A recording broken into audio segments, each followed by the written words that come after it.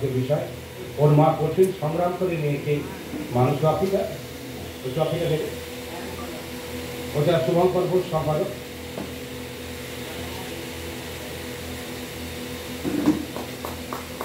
এরপর ঘূর্ণারায়ণ নদীর ছবি সম্বলিত একটি স্মারক।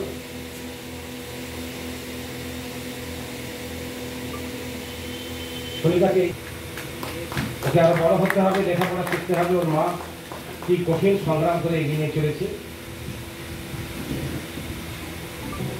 এরপর মঙ্গলদীপটা যাবে। আমি আজকের ইনস্পেক্টরটুকু বেঁচে থাকবো।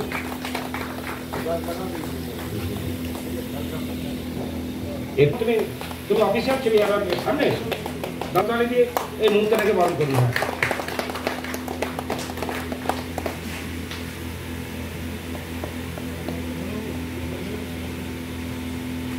মায়ের কাছে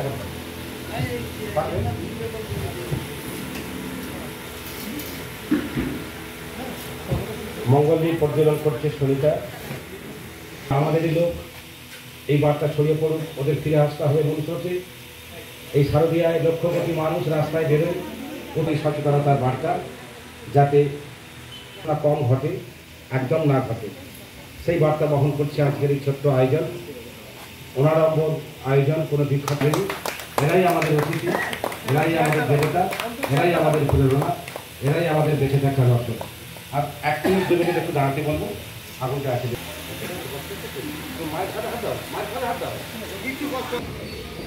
কেমন লাগছে তোমার এই মুহূর্তটা?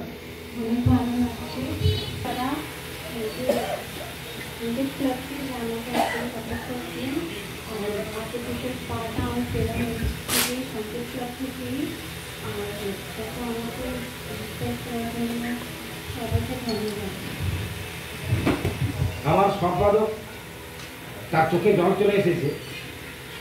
সে বলছে প্রথম দিন যেদিন এলো 3-4 জন ওকে চাকরি নিয়ে এসেছিল, আজকে খড়িও হলেও 2 পায়ে একটু উঠে দাঁড়িয়েছে। আমাদের সবাই একে এত ভালোবেসে ফেলেছে।